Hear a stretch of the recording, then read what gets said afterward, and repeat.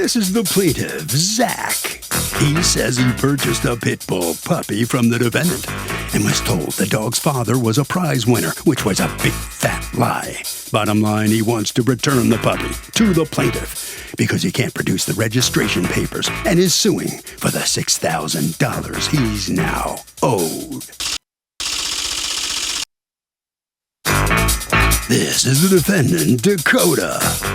He says he tried to work things out best he could with the plaintiff, but they could never get on the same page. The guy's very impatient. He had to quarantine due to COVID, so there was a delay in getting him the paperwork.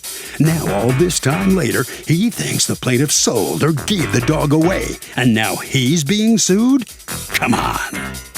He's accused of pooping out on a puppy sale. All parties, please raise your right hand. People's Court is now in session. The Honorable Judge Marilyn Leal presiding. Litigants have been sworn, Your Honor. Thank you, Douglas. You're welcome. Okay, Mr. Zach, you bought what you thought was an American Pit Bull puppy from Mr. Dakota, correct? Yes, ma'am. What did you pay for the puppy? $2,000. $2,000. All right, and that's Yes, was there a written record of your transaction with him? Yes, in the contract that we signed. There's an amount right there at the top. Yeah, I see the amount. What I'm concerned about, in the contract, you're supposed to get the dog's legitimacy papers, right? Like the AK, what's it called? ABKC. ABKC. Yes. And there's no dispute about that, right, Mr. Dakota? No, ma'am. Yeah. Okay, so let me ask you a question, Mr. Zach. You bought the dog when? In the end of July 2020. Okay, and then as the dog grew, you started to notice some discrepancies. What was the problem? Well, I have several friends that are in the bully, that have bully kennels, and I like to show off my puppies and post pictures on social medias. And I have a good friend of mine, and he runs a kennel, and he's just like, that dog looked kind of suspect. Then I have another good friend. She has a kennel, and matter of fact, me and her was supposed to trying to get together and schedule a breeding for my dog, so for my other dog. And so she was like, Zach, I really think that puppy is not a bully. And all right, let me ask you a question. How many dogs do you have? Now I have three now, but I had five at the time. All right, and the purpose of the dogs, I mean, your intention is to breed them, correct? Yes, ma'am. Yes. Is that the dog? That's the dog as a puppy. That's her as a puppy. All right, that's her. And that's yes, that's her. On the right? Yes. The black and white one. Is this the picture that someone said, hey, that puppy's not a bully?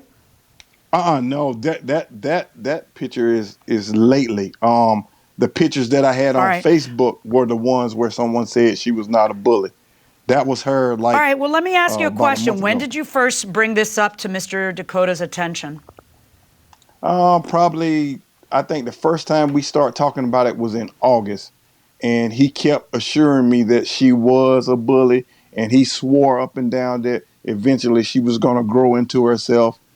And this went on for months, and I talked about working out something different, like maybe a refund or an exchange. And he said that he would not do a refund until I gave the dog back and he was able to resell her. And that's where it kept going left at. After we kept going back and forth about the dog and about me thinking that the dog wasn't, then we talked about like a refund or either him giving me credit towards another dog. So that bought him some time for some months. But we ended up coming up with that I would keep the dog, but he would still give me the registration because he was saying that he didn't want to send me the registration if he wasn't sure that I was not going to keep the dog. So we then came up that I was going to keep the dog because he, like I said, he kept swearing to me that the dog is a bully and that she's going to grow and she's going to be this just like her champion dad. All right. So after we agreed that I would keep the dog, he spoke to me and he said he had the papers and that he would send them out. So I waited a couple of days. Did you ever get the papers for this dog, Mr. Dakota? Because he never got the paperwork. So where are the papers for the dog? The first time I sent the papers over, I got do not return to sender on the paperwork. The second time I sent it over, he said he never received them, and I've never got them back. But that was after I gave Do you have Mr. any proof Zachary, that you have any? Did you take photocopies of the papers? There's something that you can show me to see that they. And why didn't? What did you get? Duplicate AKBC. What is it? AB. What are the letters? ABKC. ABKC. Why couldn't you get duplicate ABKC if he didn't get it? Why are we in a sale of a dog in July talking about this in February? Well, why didn't you? Because I didn't lose those papers until I sent him the second time, and that was after I already sent him $1,000 refund on the dog. So therefore, he's not going to get a dog with paperwork because I already gave him half his money back. Right, but what option did you two agree to? Okay. That you would pay him how much? $3,000, $1,000 more than. But he only paid $2,000. But why? Right, but he had to go to drive to Jacksonville because he's from Georgia. He had to drive down here, and I was trying to work with him. I said, I completely understand. I could do $3,000. Okay, but I don't get it. It's so simple. You made a sale, and the sales are final, and you're supposed to give him the papers, and you still hadn't given them to him. So do you think you sold him a dog that is not legit? Like, I don't get it. Well, in September, Mr. Zachary had reached out and was talking about how the dog had a longer snout. Now, I've never seen an adult photo until the other day of the dog, and I would have to agree that Milky Way did not come from my big boy. Really? Yeah, I have several other dogs. And you're a breeder and you're letting them cross-pollinate? Well, I'm not a breeder, first off. Okay. So it kind of just happened. Why are you laughing? Me?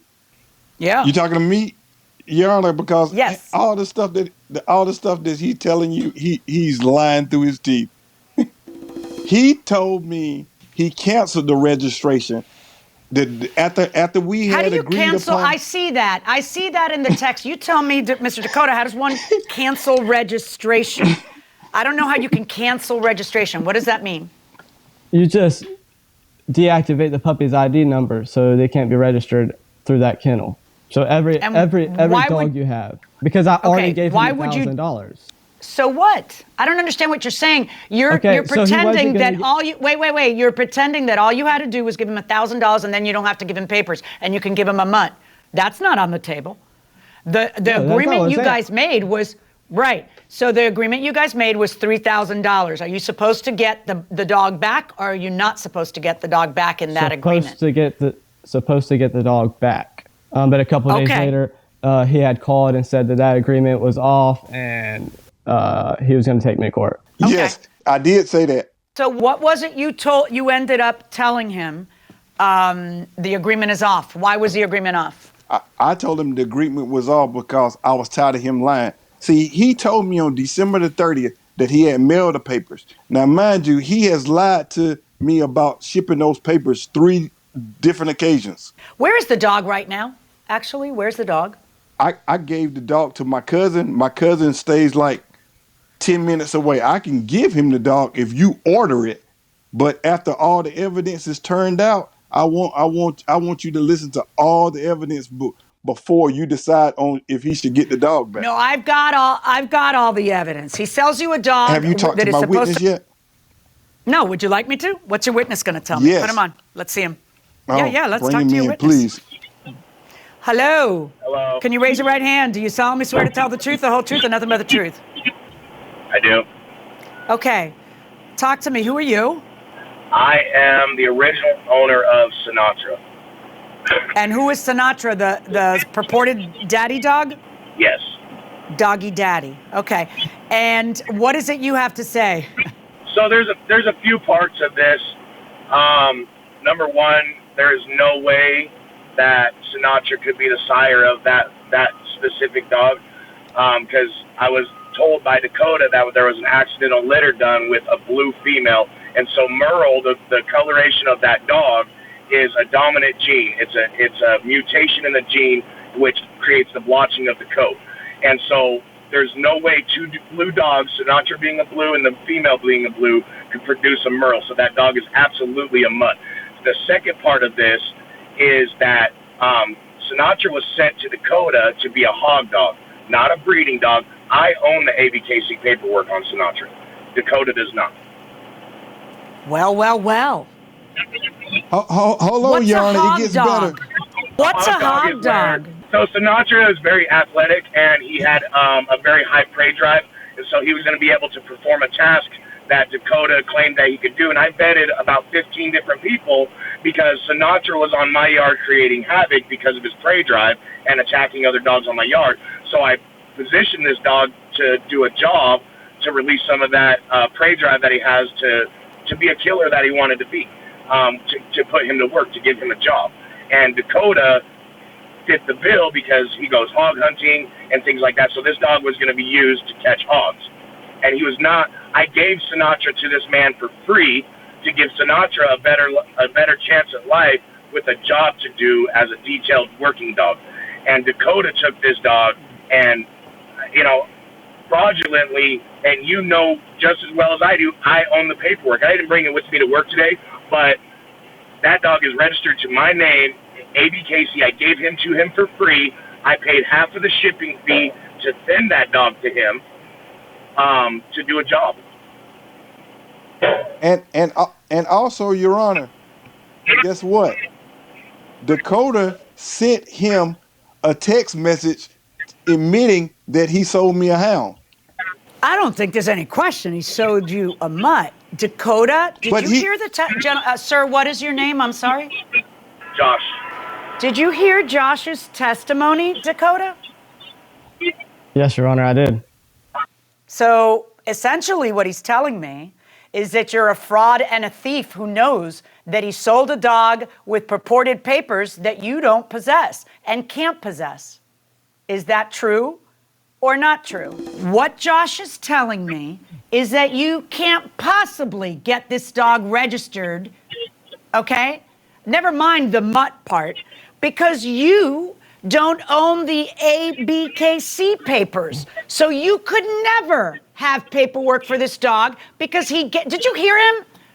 Because he gave the dog to you.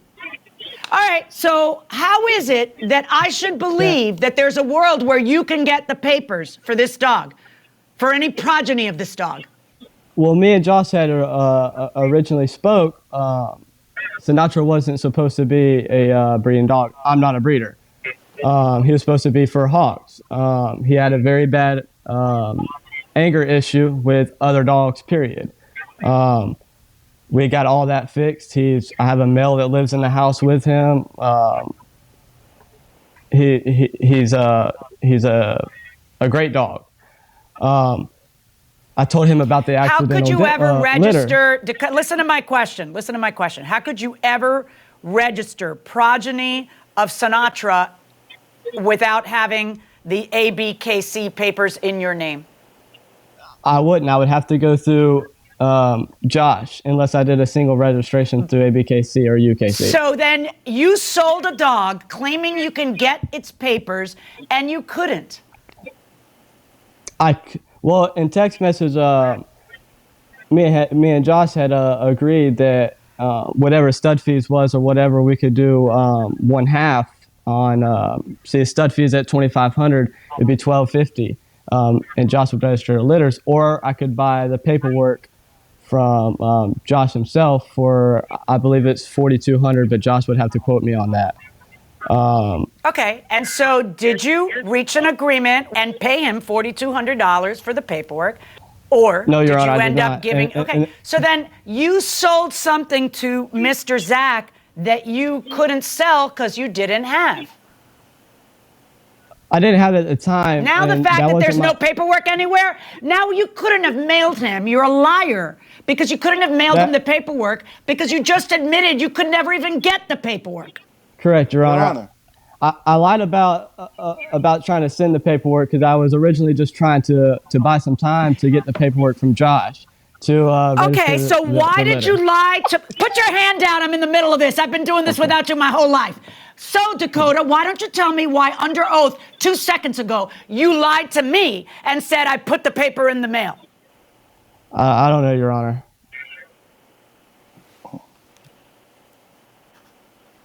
You want to give the dog back or you don't want to give the dog back, Zach? I don't, but Your Honor, I have something else that he's not mentioning. Oh, you got to be kidding me. Go ahead. No, in the text message to Mr. Josh, he admitted that he sold me a hound. I don't think there's any question he sold you a hound. Josh, you were trying to interrupt earlier. What did you want to say? Wait, I want to hear whatever Josh has to finish up here.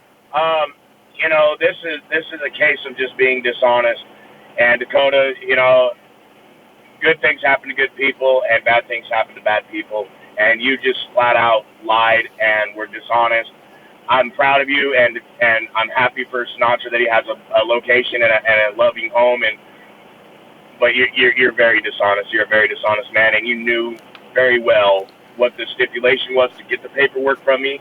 You knew I didn't want the dog to be bred, and there is no way off of your mishap breeding with your friend that a Merle came off of that litter, period.